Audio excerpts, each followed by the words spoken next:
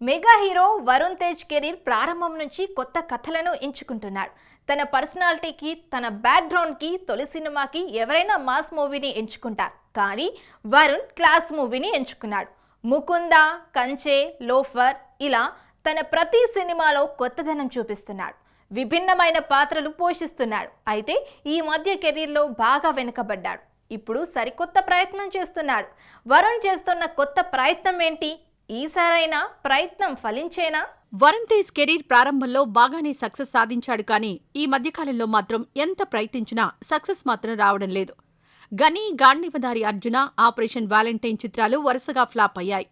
ఈ 3 సినిమాలు విభిన్నమైన కథలు అయినప్పటికీ ఆడియన్స్ ని మాత్రం ఆకట్టుకోలేకపోయాయి. ప్రస్తుతం వరుణ్ తేజ్ నటిస్తోన్న మూవీ మట్కా. ఈ సినిమా షూటింగ్ జరుగుతోంది. ఈ మూవీకి పలాస ఫేమ్ కరుణ్ కుమార్ డైరెక్టర్.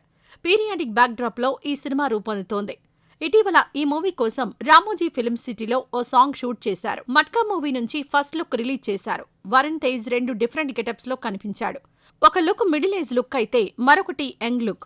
ఇలాంటి లుక్ లో వరుణ్ తేజ్ కనిపించడం ఇదే ఫస్ట్ టైం. ఇందులో ఈ 2 గెటప్స్ మాత్రమే కాదు, 4 డిఫరెంట్ గెటప్స్ ఉన్నాయట. మరో 2 గెటప్స్ ను త్వరలో రిలీజ్ చేయనున్నారని సమాచారం.